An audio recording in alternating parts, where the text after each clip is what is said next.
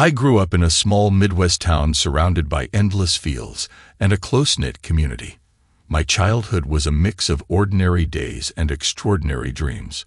My parents, though not wealthy, instilled in me a sense of ambition and discipline. My dad was a veteran who shared stories of resilience, and my mom was a nurturing force who held our family together. High school was where I began shaping my identity. I excelled in math and science, dreaming of becoming an engineer. My best friend Jace and I spent countless hours sketching out imaginary machines and planning our futures. It was the bold one, always pushing boundaries, while I preferred the safety of clear rules and steady goals. After graduation, life took us in unexpected directions.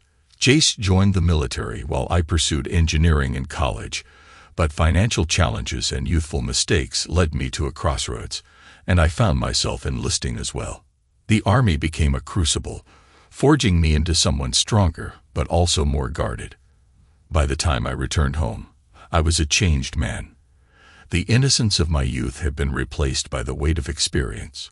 I channeled my energy into education, eventually securing a job at GM where I met Sally.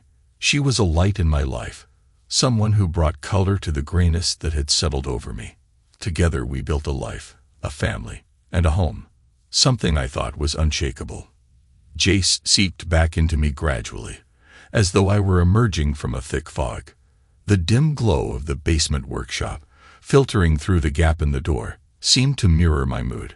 Beyond the wooden divider, a racket sat firmly clamped in its vise, a remnant of my earlier work session. I could hear our youngest two kids playing in the Disney movie they were watching in the rec room. Sitting in my old chair, I glanced at the clock.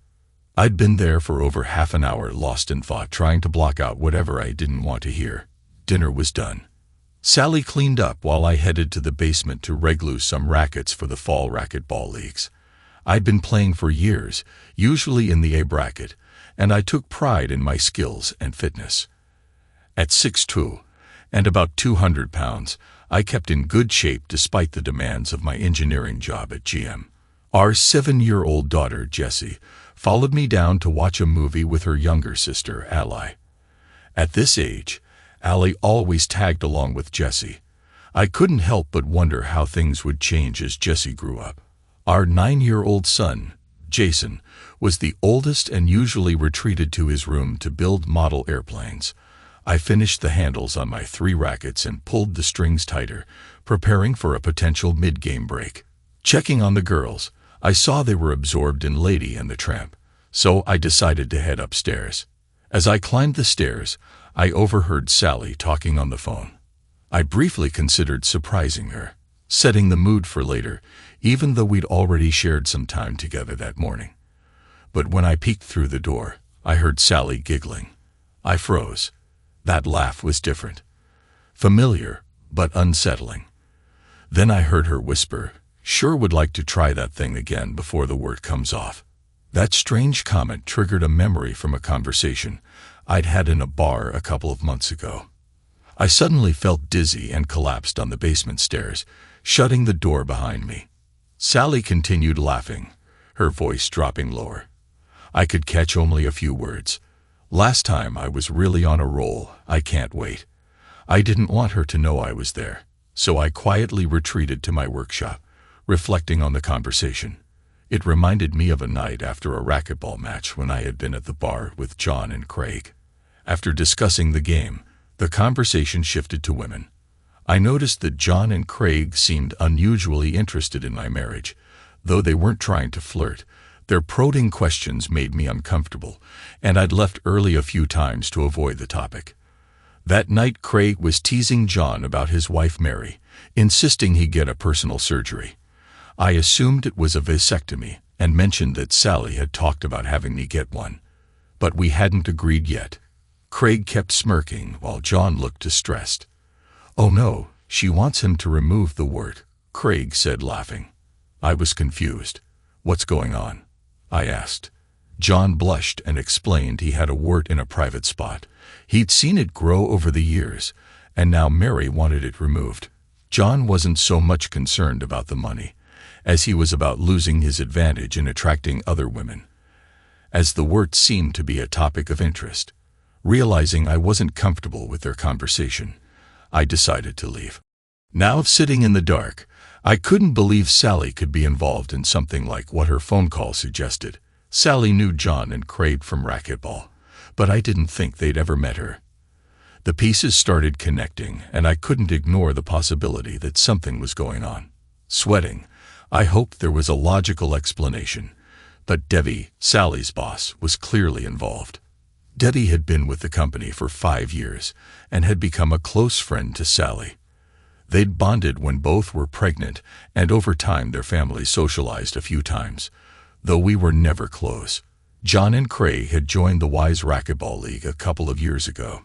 Despite similar family situations, we only socialized at games or afterward over beers, over with our families. It wasn't until recently, when I mentioned the store where Sally worked, that I learned Debbie was an acquaintance of John and Craig. They had attended the same high school, and John mentioned they saw each other a couple of times a year. About 2 years ago, when Allie was in the midst of the terrible twos, Sally had been struggling. Jessie went to daycare, and I was working extra hours. One night, Sally broke down from exhaustion, and after comforting her, I offered to take full responsibility for the kids on her next day off so she could get a break.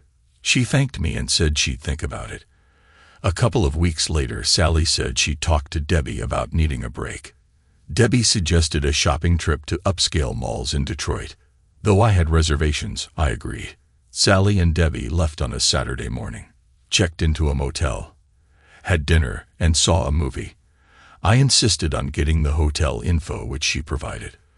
The next day they checked out, went to another mall, and returned home by 5 p.m. Sally was grateful for the trip and hugged me when she got home, sharing all the details.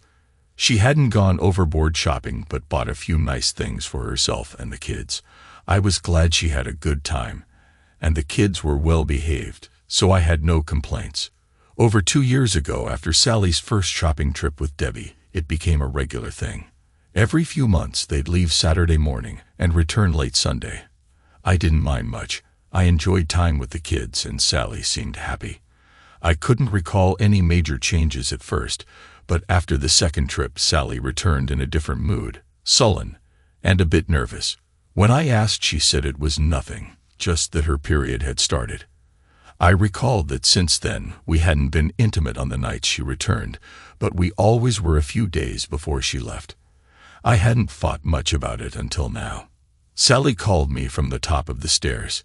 "Phil, it's bath time for the girls. Can you send them up?" I sighed and went upstairs to gather them. I tried to stay calm, but emotions were building inside. When I returned, Sally was in the kitchen flipping through a cookbook. She smiled, looked me in the eye, and asked, "Is something wrong, honey?" I mumbled about a cracked racket, but kept studying her, looking for signs. She seemed normal, just Sally, my wife. She kissed me and mentioned Debbie had called to plan another shopping trip. When she said it, her eyes narrowed, and she quickly looked away. I knew something was off, and I wondered how long this had been going on. I tried to change the subject. "Do we have anything planned for next weekend?" I asked. She said there was nothing on the calendar. I suggested a VFW event on Saturday, but she wasn't interested. "I don't care if your dad goes," she said. "I'm not going. It bores me to tears." I pushed, suggesting a family trip to Cedar Point, but Sally got defensive. "We just took the kids to Mackinac Island." "What's gotten into you, Phil? You've never minded me shopping before." I grew frustrated and said, "Never mind. I just thought we could do something together."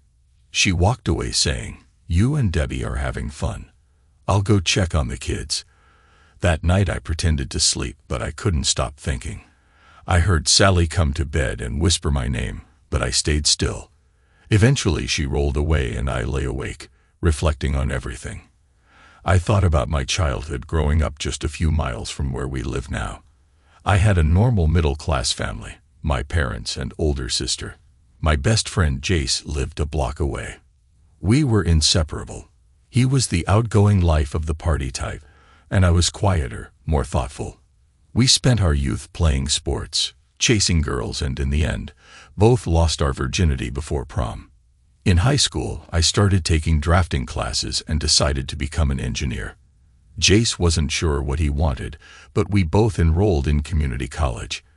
After my first year, I had a big mistake. I got arrested for drunk driving after a party and spent the night in jail. My parents bailed me out, and they were furious.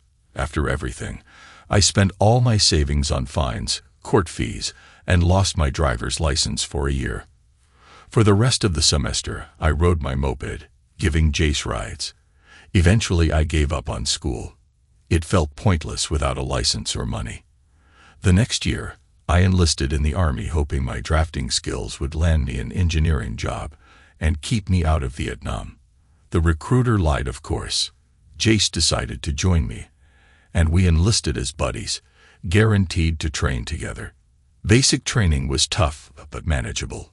During aptitude tests, the Army decided we'd make good fire control specialists, which meant operating a high-tech calculator to help artillery hit targets.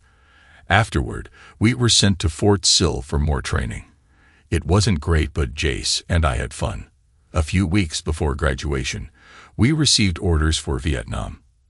After a short break at home, we flew to Ai Quang in Vietnam, where we were assigned to battery as 2nd Battalion, 11th Artillery.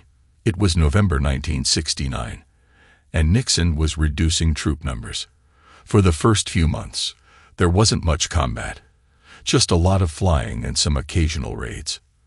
The highlight of our tour was a wild vacation in Bangkok. Then, our unit was sent to a remote hill in the jungle, and things took a dark turn. 4 months later, I came home on a stretcher, and Jace was dead. I was mentally and physically broken. I spent weeks in the hospital and months in rehab. After being declared almost fit for duty, I returned to Fort Sill as an assistant instructor. I enrolled in college courses to keep busy, avoiding social interactions. After a year, I applied for early release from the Army and was accepted into an engineering program at a local university. I moved back in with my parents and lived on savings, education benefits, and a part-time job. I was a classic shell-shocked Vietnam vet, bitter, withdrawn, and struggling with my experiences. I grew a beard, wore old clothes, and kept to myself. I saw a therapist occasionally, but didn't feel it helped much. I visited Jace's parents regularly to talk about him. It was the least I could do. One day, while studying in the campus center, a woman approached and asked if she could sit with me. She had striking red hair and a pale complexion. I was immediately struck by her, but when she asked if I was a Vietnam vet, I flinched. I said yes, but left it at that. She mentioned her dad was a Korean War vet, and I relaxed a bit. We talked for a while until she had to leave for class. A couple of days later, she returned and asked if she could sit with me again. This time, I was more composed, and we chatted like old friends. Eventually, she realized she didn't know my name. So I introduced myself. "Phil Robinson," I said. "Sally Baxter," she replied, laughing. And just like that, I met Sally.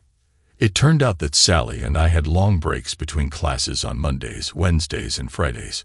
Over the next few weeks, we spent most of those breaks together.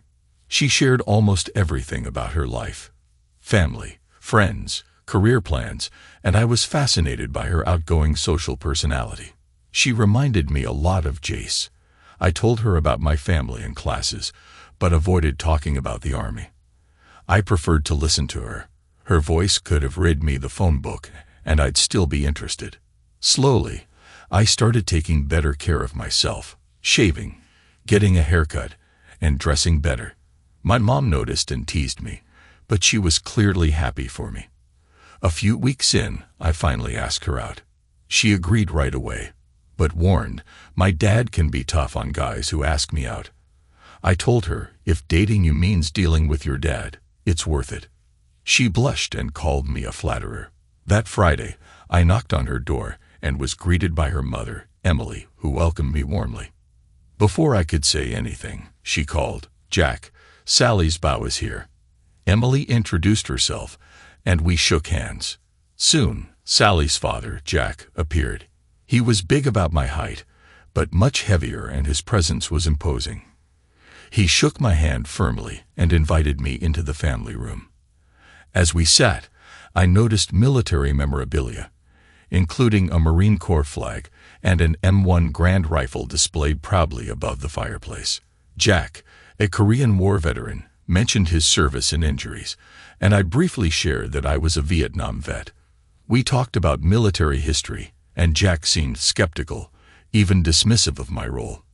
He muttered about Vietnamization and the end of the war, but Emily tried to steer the conversation away from politics. Sally entered, and we quickly shifted topics to school. After a while, we said our goodbyes, and I took Sally out to dinner and a movie. The evening was mostly a blur, as I was so focused on her. We held hands, sitting so close that our heads almost touched. Afterward, we stopped by a bar for a drink, and I walked her to the door. I hesitated, unsure whether to kiss her, but she reached up, wrapped her arms around my neck, and whispered, "Thank you for a wonderful evening." Time seemed to stop as I looked into her eyes, realizing I had fallen in love with her. I kissed her gently, and from that moment on, we shared intimate moments like that, holding each other close, unable to hide our feelings. The next day, I called Sally, and we talked for an hour. We quickly made plans for another date, and just like that, we became exclusive. A few weeks later, when I mentioned booking a motel room for the weekend, she blushed, but smiled and nodded. The evening was everything I hoped for, though there were a few awkward moments when she noticed the scars from Vietnam. I reassured her that I was fine. I whispered, "Sally, I love you. I can't help it." She pulled back tears in her eyes and smiled. "I love you too, Phil. I never knew it could be like this." Relieved, I kissed her nose and said, "I want to do this again and again." That night was perfect. For the first time since losing Jace, I felt at peace. We talked about our future, marriage, kids, where to live. Sally was graduating soon, and I would follow a year later. We decided she'd work after graduation, and we'd marry when I finished school. In the meantime, I rented an apartment so we could be together. A week later, I introduced Sally to my parents. They hit it off right away, and my mom later told me she loved Sally for how she brought me out of my shell. I was happy again, smiling constantly, even to the point that my therapist kicked me out, telling me I didn't need his help anymore. Sally's father, Jack, and I had a tense relationship. He was protective, especially when we discussed living together before marriage. But things changed when Jack invited me over for a private conversation. After some small talk, Jack mentioned Sally had told him about my scars. I felt uncomfortable, but Jack understood. We briefly discussed my time in Vietnam, and I told him I had been at Ripcord in the summer of '70. To my surprise, Jack knew about it. After that, he treated me like family. Things moved quickly after that. Sally graduated with honors, got a job, and spent more time with me. Her parents, however, thought she should move in with me permanently. I graduated on time, got a job at General Motors, and 2 months later, we got married. We bought a small house, and a year later, our son Jason was born. 2 years after that, we had Jesse, and then Allison, 3 years later. The birth of our kids changed everything. Sally worked part-time after Jason was born, and planned to return full-time once the kids were older. Meanwhile, my work evolved as I transitioned into automated manufacturing. By the time Allison was born, I was part of a team learning about the first computer-aided design systems. Life was good. We had plenty of money, 2 cars, and a nice home. Over the years, we expanded with a new bedroom, bathroom, and rec room. We had 3 healthy, beautiful kids and took family vacations every year. Twice a year, Sally and I sent the kids to their grandparents for a long weekend. I always thought our marriage was strong. We loved each other openly, holding hands, hugging, and sharing affection. I often told Sally how lucky I was, but recently, I wasn't so sure anymore. Sleep became elusive, and I spent most nights staring at the wall, barely getting any rest. I skipped my usual morning workout, and instead sat at my desk, trying to figure out what was going wrong. I couldn't ask Sally directly. If she was hiding something, she might not tell me the truth. I wasn't even sure what the truth was, but I had a sinking feeling that something was off. I loved Sally and the kids. The thought of losing them terrified me. But the idea that Sally might not love me anymore was even scarier. For days, I felt like a zombie, distracted and disconnected from everything. It wasn't until Jace mentioned my behavior that Sally noticed. I brushed it off as work stress. On Tuesday, I returned to my routine and played racquetball. John and Craig were there, as usual. I'd never seen one without the other, and something about their closeness started to unsettle me.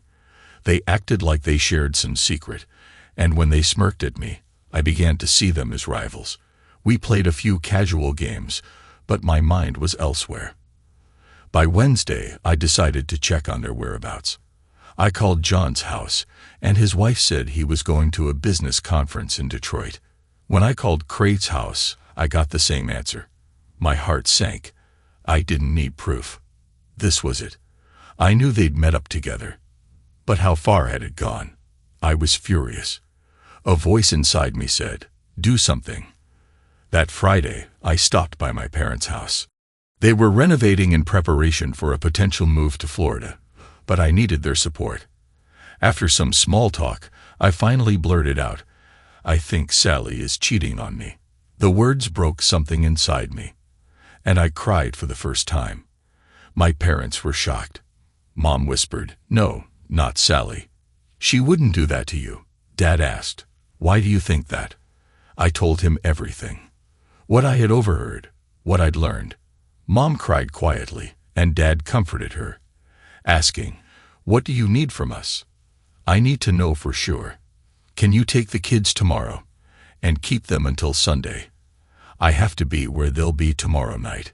Dad hesitated, then agreed. "Sure, Phil, but I pray this is all a misunderstanding." "Yeah, me too," I said, though I wasn't sure how it could be. I left feeling hollow, uncertain of what came next. When I got home, Sally was cheerfully finishing dinner. She greeted me with a hug and a kiss, saying, "The kids are in the break room. Dinner will be ready in 20 minutes. She seemed preoccupied, practically buzzing with energy. It struck me that we hadn't been intimate since the previous Saturday, and we'd missed our usual midweek meeting. I'd been in a bad mood all week, taking sleeping pills to get through the nights, and Sally never mentioned it. I hesitated, then suggested, "How about we put the kids to bed early and have some time for ourselves tonight?" Sally stepped back, and her smile faltered. "I got my period early today," she said, clearly uncomfortable. I forced a smile. "Okay, I understand." She gently stroked my cheek and promised, "As soon as my period is over, I'll explain everything." I nodded, muttering, "Then it's a date." She hugged me and returned to cooking. I slowly headed upstairs, anger brewing inside me. I now knew she was saving herself for tomorrow's date. The voice in my head grew louder. "Do something." At dinner, I struggled to hide my emotions. The kids chattered away, unaware. Could this be the last time we had dinner together as a family? The thought brought tears to my eyes. The next day, we followed our usual Saturday routine. The kids cleaned their rooms, then watched cartoons. I spent time in the garage until Sally was ready to leave. She came downstairs with her suitcase, reminding the kids to behave while she was gone. Allie clung to her, demanding she buy her something. Sally promised, kissed Allie goodbye, and left for the hotel. I watched her drive off, holding Allie in my arms. Once she was out of sight, I turned to the kids and told them we were going to Grandma and Grandpa's house for the night. They packed quickly and we headed out. At my parents' house, Dad gave me a concerned look. "Good luck, Phil. I hope you're wrong." "I hope so too," I replied. "Thanks for helping. I'll call you in the morning." I left, switching cars at Avis to avoid recognition. Back home, I sat in the kitchen, replaying the week's events. The phone finally rang around 1 a.m. It was Sally. "Is that you, Phil?" "Yeah, it's me. Is everything okay?" I asked with a touch of sarcasm. "We're fine. We stopped for lunch. We're in room 168 555 645 0168, she replied, before rushing off. Debbie's waving at me. "We're spending the afternoon at Meadowbrook Shopping Center. I'll see you tomorrow." The phone clicked off without her saying, "I love you." That morning, she hadn't said it either. I dialed the Red Roof Inn, confirming Sally had checked in. I decided I wouldn't call her room. I'd see her later. I hung up, then dialed again. I called the Red Roof Inn again, asking if John Harrison was registered. They confirmed he was, but hadn't checked in yet. I said I'd call back later and hung up, trying to control the rising anger that felt like it could explode at any moment. I went into the workshop, unlocked the tool cabinet, and stood staring at my dad's old rifle. I thought about taking one with me, but the idea of never seeing my kids again stopped me. Instead, I grabbed a beat-up shoebox from the drawer and pulled out a sea knife I'd bought in Bangkok. I strapped it to my calf, then gathered a few things, driving gloves, water, candy bars, and headed out at 2 p.m. for the 90-mile drive to Rochester Hills. I parked near the Red Roof Inn, by room 168, but didn't see Sally's car. I waited, thinking about her and the kids. Around 5, I saw John and Craig arrive in a red pickup, laughing and unloading bags. They went into a nearby room, and after about 45 minutes they left. I followed them to Tupper's Pub, where I parked on the street and waited. Soon, I spotted Sally's car and parked so I could see both it and the truck. I debated going inside but stayed in the car, listening to country songs that matched my mood. At 9 p.m., the 4 of them finally left, laughing and holding hands. I decided to beat them back to the hotel. I parked, and 10 minutes later, they pulled in. I watched them outside, talking and laughing under the light by room 1. John tossed a coin and Craig kissed Sally. Debbie grabbed John's hand, and they all went into different rooms, still laughing. My mind raced. Was this some kind of game? The pain hit hard, and the voice in my head screamed, "Do something." I couldn't undo what had happened. 10 years of marriage, a family all ruined. What good would confronting them do now? At least I'd know the truth. Then John came out of Debbie's room, holding a beer, dressed in boxer shorts. He walked over to Sally's room and knocked. A few minutes later, Craig came out of Debbie's room, no shirt or shoes. They talked briefly before high-fiving each other. John went into Sally's room, and Craig went back to Debbie's. Suddenly, it hit me. I'd completely lost control. A voice screamed in my head, "Do something now." I felt a surge of madness. Unable to stop, I put on my driving gloves, got out of the car, and walked straight to room 168. I covered the peephole with my thumb and knocked twice. As the door began to open and John said, "What the hell, Craig?" I threw a punch, kicking him with all my anger. John stumbled back and fell to the floor, hands over his face. I noticed the disarray in the room, the overturned bed, the bathroom door slightly ajar, and the shower running. I unsheathed my knife and tapped it against John's nose. His eyes widened in fear. "How long, John? How long has this been going on?" "Don't lie to me," I said coldly. 2 years, he stammered, eyes wide. Joining the same racquetball league wasn't a coincidence. "No," he whispered, closing his eyes in pain. I leaned in. "You're sick, John. Look at me." I paused. "If you ever go near Sally or any other married woman again, I'll find you and make sure you regret it. Understand?" "Yes," he wheezed, terrified. Suddenly I smelled something foul. The shower stopped, and I heard Sally's voice. "Hey, John boy, I thought you were joining me in the shower." I turned, just as Sally appeared in the bathroom doorway. Towel in hand, her face draining of color as she saw me. Shock overtook her as the towel fell to the floor. "John boy doesn't seem well," I growled, stepping toward her. Panic flashed in her eyes as she slammed the bathroom door shut. I walked over to the nightstand, cut the phone cord with my knife, and sheathed the blade. Then I stormed out, but not before throwing the phone violently into the bathroom door, causing a loud crash and a terrified scream from inside. I stepped outside, took a deep breath, and realized I wasn't done yet. I headed to the next room. I knocked on the door of Craig's room. When it opened, I punched him under the chin. He went down, and Debbie, wide-eyed and in a panic, sat in bed. I checked Craig's pulse. He was fading. I went to the nightstand, pulled the phone cord, and turned to Debbie. "If you tell your husband about tonight, tell him I said hi," I said sarcastically, then added, "or maybe I'll tell them myself."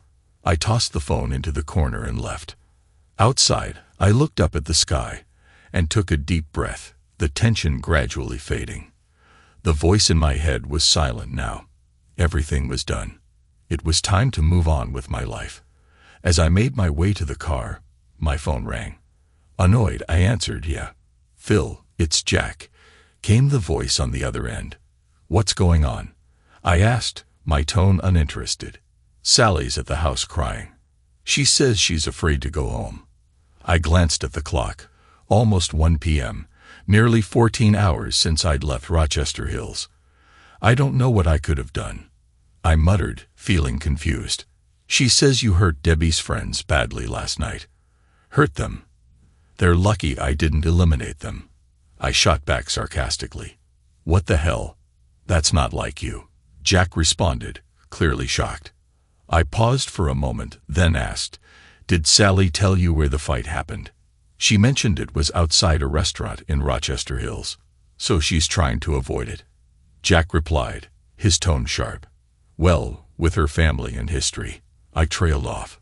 "Sally's your daughter, so I guess it must be true," I said slowly, sensing Jack was processing everything. "Phil, I'm bringing Sally home. We need to talk," Jack said. "No problem," I replied. "I'm not going anywhere." Jack hung up, but I heard Sally in the background.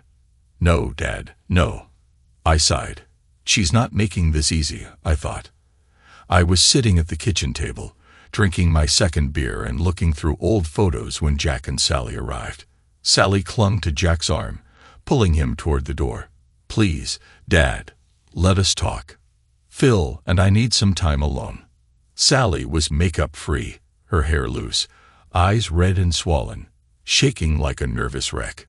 She wouldn't look at me, trying to guide Jack back toward the door, but he sat down at the table, his eyes darting between me and the K-knife beside my beer.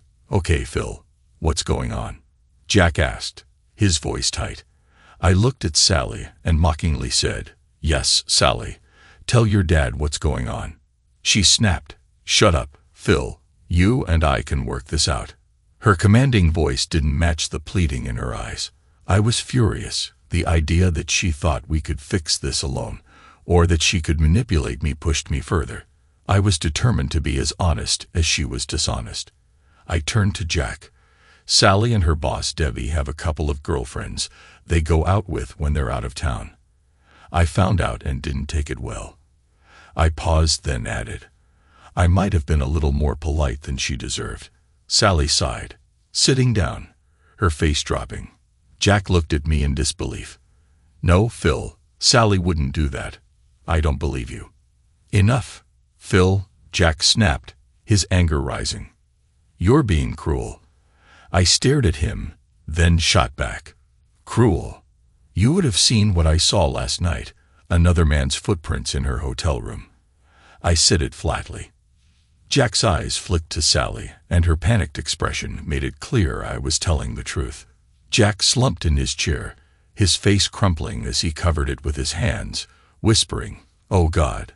Sally's face turned pale. "Please, Dad, don't tell Mom. We can work this out, can't we?" "Please, Phil," she begged. I said nothing, just sifted through the old photos, lost in the pain of the past. After a few minutes, Jack straightened up, wiped his eyes and asked, "What are you going to do, Phil?" He looked at Sally, whose tears hadn't stopped. I thought for a moment, then said, I never told either of you about Vietnam or ripcord, I sighed. Hell, I never told anyone about ripcord, not even my therapist. I waved at the pile of photos on the table. Isn't it funny, Jack? Your generation proudly displays their war medals while mine hides its memories in shoeboxes, locked away. I picked up an old faded photo of two young soldiers in jungle uniforms, smiling like it was some casual outing. Jason and I were dropped at Ripcord in May 1971. It was just another base in our rotation, set up tools, supported the troops, and moved on. I'd paused looking at Jack. But this time, it was different. We were stationed on a remote ridge near the Laos border overlooking the Ixao Valley. It was a bad place for the U.S. military. Previous battles there had cost many lives. The Ripcord base was meant to support 4 battalions of the 101st Airborne, trying to stop the NVA from pushing down the Ho Chi Minh Trail. I shook my head. What a joke. The base had our 155 battery, a mortar platoon, and a company of infantry. We had 2 helicopter pads and a few other basic units, maybe 400 men at most. The whole base was underground, bunkers, trenches, tunnels. We didn't know until later that we were surrounded by 12,000 NVA soldiers. I met Jack's eyes. Does that remind you of anything, Jack? Like your Marines at Chosin Reservoir? Jack nodded slowly, lost in thought. After a moment of silence, I spoke. The first few weeks weren't so bad for us, I said. But for those dropped into combat positions on the hills, it was hell. Helicopters were in and out from dawn till dusk.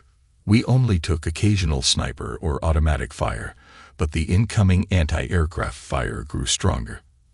I looked at Jack and continued. On July 1st, everything changed. Just after 7 a.m., we took our first mortar fire. For the next week, the NVA bombarded us with 20, 30 shells a day from 60 and 81 millimeters mortars. Then they started using 120 millimeters mortars, new weapons that had never been outside the DMZ. The worst part, I said, my voice trailing off, was that you couldn't always hear the shells coming. The wind, helicopters, and artillery fire made it hard to tell.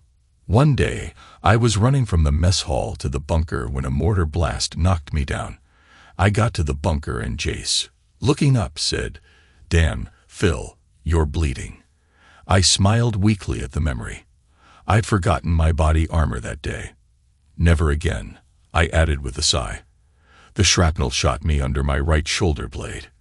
They evacuated me to Camp Evans to have it removed. It wasn't serious, but they kept me for a couple of days for a concussion. By the time I returned to Ripcord, we were taking 70, 80 shells a day. It got heavier. Mortars, rocket-propelled grenades, recoilless tools. We were losing more men every day. Our tools were firing nonstop. We were using so much ammo. The batteries ran out in hours. Chinooks brought in more shells, while 51 caliber NVA fire rained down on them.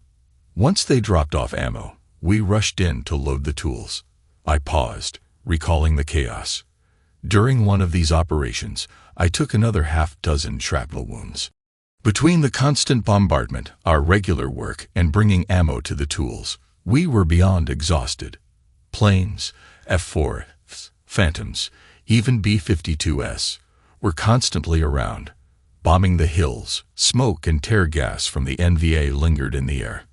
And after July 8th, when we first spotted the dinkies in the wire, we were on high alert every night. We knew an attack was coming. We just didn't know when. The room was quiet, the weight of the moment settling in. Jack's face was grim, and Sally looked like she was bracing herself. I took a deep breath. As the shelling continued, we started taking serious casualties. Morale was plummeting. We felt abandoned. Before it was over, I said quietly, we lost over 500 men, dead and wounded. I was assigned to carry body bags to the helipad for evacuation. I looked at Jack, my eyes filling. On July 18th, the worst thing happened. A Chinook carrying howitzer shells was hit and crashed over a battery and ammo supply point. The explosion was massive. The battery burst into flames and explosions kept going for hours. All 6 tools were destroyed and dozens of men were injured. I paused, the image still fresh. We rushed to the battery to help. Many of the wounded had severe burns from the aviation fuel. Jace and I lifted one machine gunner onto a stretcher. When I grabbed his arm, the skin came off in my hand. The smell of burning flesh, I'll never forget it. Jack nodded gravely, his face filled with grief. Sally looked horrified as I spoke. I wiped my eyes and pressed on. We all knew this position wouldn't hold, but the brass didn't care. They saw it as a chance to hit the enemy. After all, we had almost 4 NVA regiments in one spot. A few nights later, I said, my voice growing colder. We went on high alert.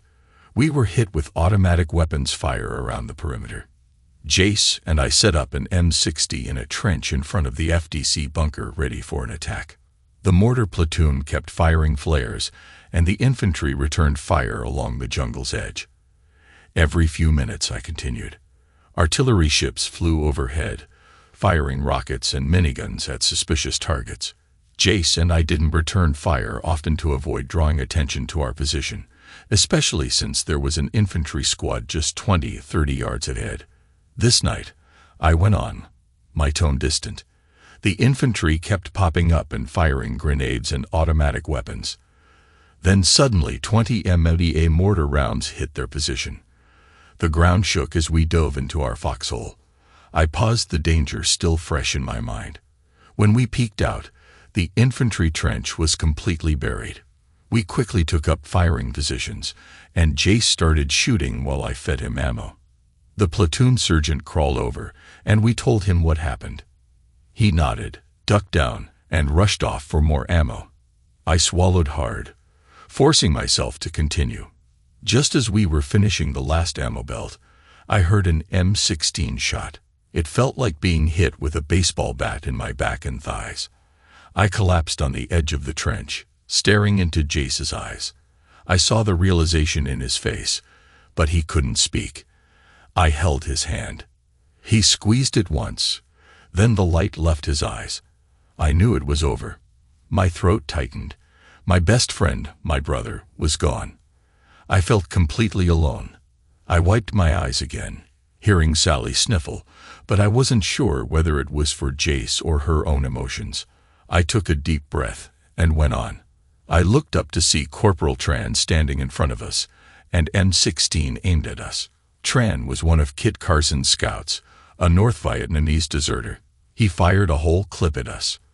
I took a couple of bullets in my back, but my body armor saved me from worse, though I had broken ribs and a severe concussion. One bullet shot my thigh, but didn't hit bone. I started to go into shock, realizing Jace was gone, and I'd been shot. I paused, steadying myself. I fought to stay conscious. I couldn't let myself pass out. I focused on anger, thinking of getting revenge on the enemy. As the rage built, my vision blurred and my mind clouded with hatred. Tran noticed I was moving and tried to shoot again, but he had emptied his clip. I played dead, and he must have decided I was done. He dropped his rifle, jumped over our trench, and started waving a flashlight, shouting in Vietnamese. I pressed on, shaking as I recalled the chaos.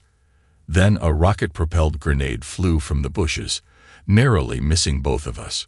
Tran kept waving his flashlight like a madman. Through the flare light, I saw 3 figures. Sappers emerge from the jungle, wearing satchel charges and holding AK-47s. I barely had the strength to stand, but I grabbed the M60 beneath Jace and aimed at them. I fired 2 long bursts before the belt ran out. The sappers went down, and Tran stared at me, shocked. He screamed, spitting as he grabbed a mache from his belt.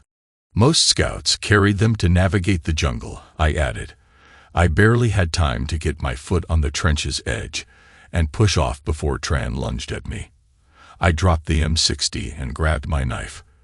We were almost unconscious, but I managed to get on top of him. He reached for the machete, but never got it. I closed my eyes, my voice barely a whisper. I don't know how long I sat there, surrounded by the flickering light of flares, explosions, tracer rounds, howitzers rumbling, and the smell of cordite and burning debris. It felt like I was in hell. I continued hoarsely. Eric, my platoon sergeant, pulled me by one arm and Lieutenant Dixon by the other. Dixon was shouting for me to get to the bunker. Napalm was coming, and we were too close to the wire. I took a sip of beer, tracing my knife across the purple hearts on the table. Jack and Sally were silent. I couldn't bring myself to look at them. I went on. That's when I lost consciousness. I woke up in a medical bunker with an IV in my arm. A battalion surgeon and corpsmen were working on me. Doc said I'd probably survive, and that they'd evacuate me at dawn. I added, my voice shaky. I was flown out around noon, miraculously. Every helicopter was under heavy fire. 2 had already been shot down. Mine took several hits, one that liquidated the crew commander. But by then, they decided to evacuate Ripcord.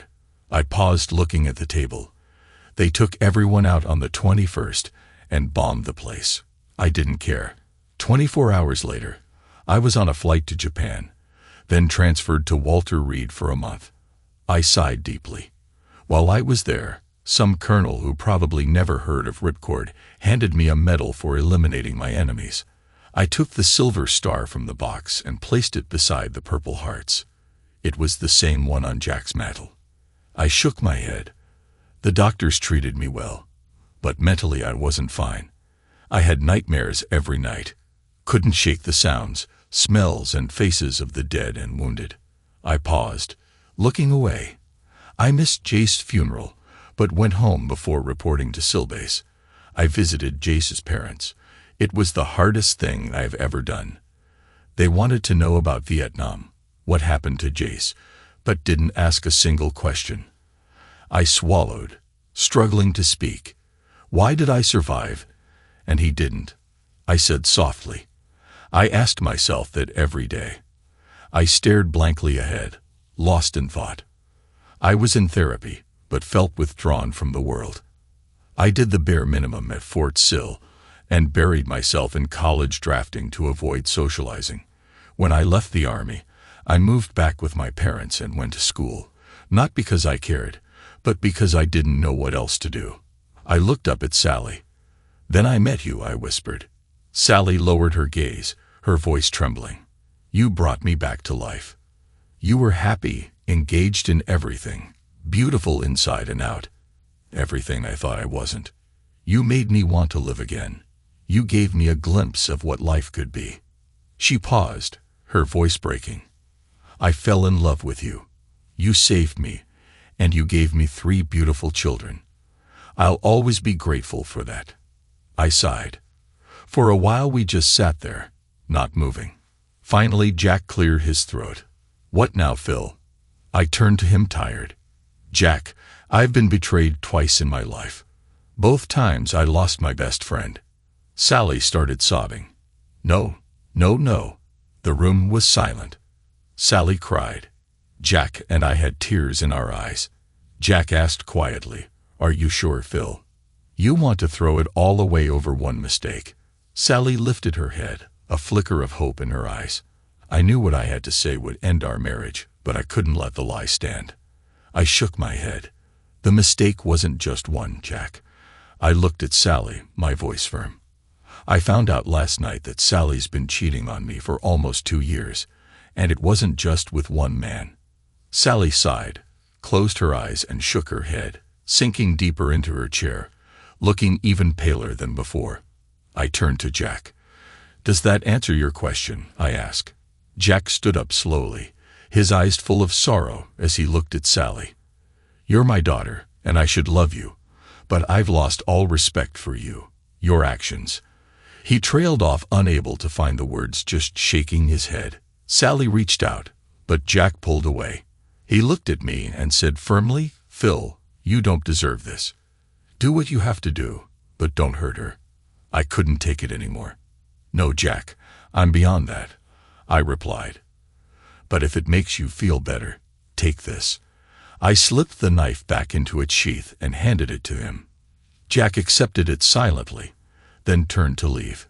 His shoulders slumped, and I could tell he was already thinking about how to tell Emily when the door closed behind him. The phone rang, but neither of us moved or spoke. The ringing eventually stopped, and the silence was deafening. Finally, I broke it, staring blankly ahead. I thought the cops would be here this morning, not your father. Sally flinched and stumbled over her words. Debbie and I told them to say we were attacked outside the bar. We hoped if they kept quiet, you wouldn't call their wives. I processed this, realizing I was free. There was no way their story would hold up. For a moment, I felt a weight lift off my shoulders. But then I remembered everything was falling apart around me. So, where are they now? I asked flatly.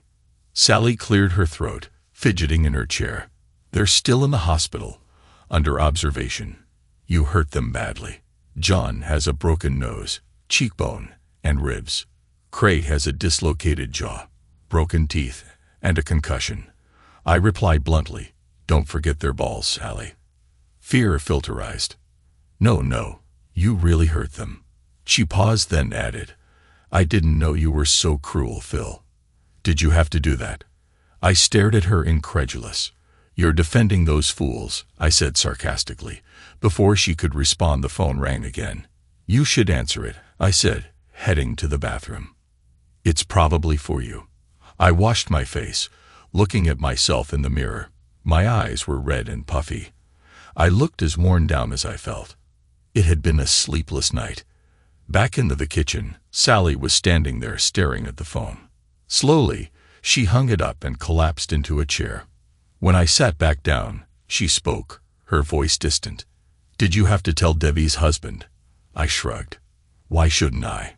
He already called John and Craig's wives and kicked Debbie out. She's going to need a lawyer if she wants to see her daughter. Sally started crying again. Crap. Through her tears, she looked up at me. And she fired me, said it was all my fault. I laughed bitterly. Oh, that's just perfect. I paused. Tell me, Sally, who introduced you to John and Craig? It was Debbie, wasn't it? Through sniffles, she asked. How did you know? I smiled grimly. When I told Josh about what you and Debbie did last night, he didn't believe me. Called me a liar.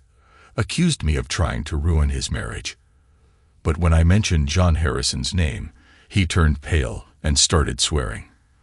First time I ever saw him angry, I paused.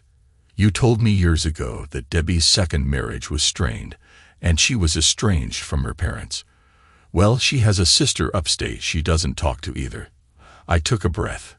About a year ago, Josh was auditing a company and met Sarah, Debbie's sister. They hit it off, and one night, Sarah invited him to dinner with her husband, Dave. Sarah had a story to tell. I looked at Sally, whose face had gone white with shock. Turns out Dave was Debbie's first husband.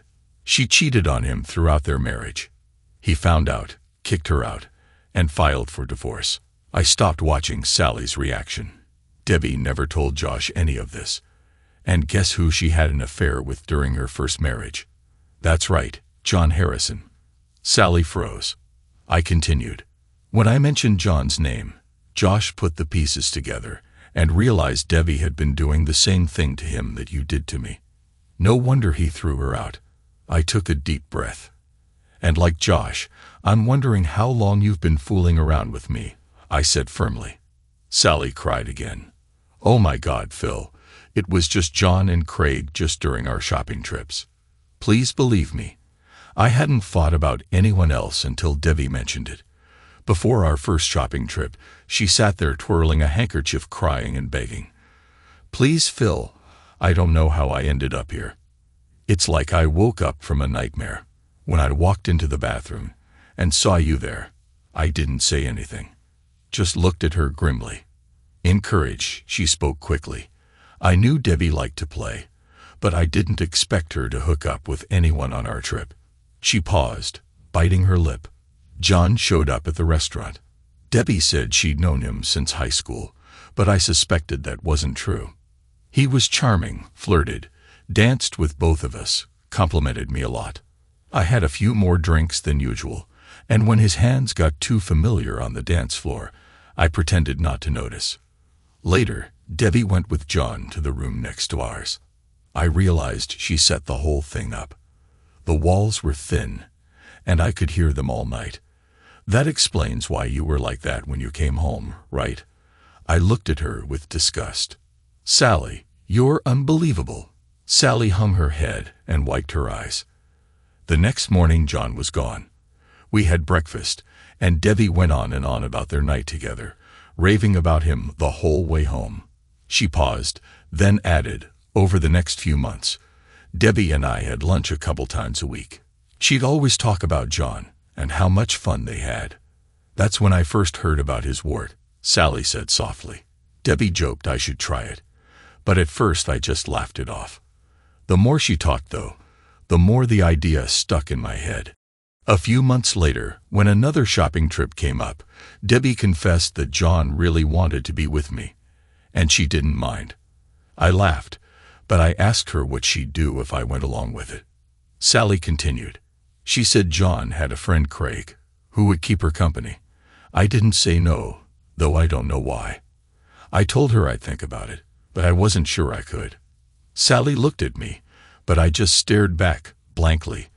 I knew it was wrong, Phil, but I thought I could do it, and no one would ever know. She looked down again, her voice soft. That Saturday night, John and Craig came to the restaurant. We had dinner, drinks, and then went to a nightclub. We split into couples, and I ended up with John. I'd had enough to drink by then, and convinced myself it was fine. Everyone was having a great time. Later, we went back to the motel, and John and I went to our room, while Debbie and Craig went to theirs. Sally fell silent, staring at her hands. I finally spoke dismissively. So, was it what you expected? Sally looked at me with tears in her eyes. It was fine. It wasn't better than what we have, but it was exciting because it was wrong, and I could pretend to be someone else. You mean it wasn't just okay? I said bitterly. He turned you on so much that you forgot about your husband at home, the one who takes care of the kids so you could be alone. Sally turned away, fighting a sob. Yes, she whispered. And Craig, my husband, I said sarcastically. Without looking at me, she replied. After we slept with John a few times, Debbie joked she was starting to miss him. I didn't think much about it, but the next trip when we split into couples, I danced with Craig most of the night. Later, he came to my room, and we spent the night together. It didn't seem like a big deal. Then a couple trips later, John and Craig swapped in the middle of the night. I didn't realize it first until I woke up and realized the man in my bed wasn't the one I started with. Sally looked at me sadly. I felt like two different people living in two different worlds. I liked our life, our family, but I got hooked on those weekends. I thought I could have both, and you'd never find out. How stupid was I? Damn stupid, I agreed. And then when you saw me at the motel, I looked in the mirror and realized what I had become, she whispered. I stood up and looked down at her. Interesting story, Sally. Too bad it doesn't have a happy ending. Or maybe it does for you. I'm going to get the kids. Tonight, after Allie's asleep, we'll sit down with Jason and Jesse and tell them their parents will be living apart. I'll leave out the details to minimize the trauma. I'll sleep on the couch until I figure out what comes next. Sally shouted after me, crying. Phil, don't do this. I love you. Please don't. I turned to her. Why not? Through sobs, she begged. It was only a few nights a year. I never saw John or Craig outside those weekends. Please, Phil, forgive me. Let me fix it. Forgive you. I shook my head. Forgive you for being a promiscuous for other men a few nights a year. For giving away the thing you valued most, yourself, for destroying my trust, my belief that we belong to each other. I sighed. And how do you fix that? Can you undo it? Can you not be with John or Craig? Because that's what it takes to make it right. I looked around the kitchen, the family photos, the kids' drawings, Allie's baby chair in the corner, everything that made this place a home. I spent most of last night thinking about how I'll feel in 6 months, a year or 5 years. I might forgive you, but I won't forget. I paused, my voice breaking.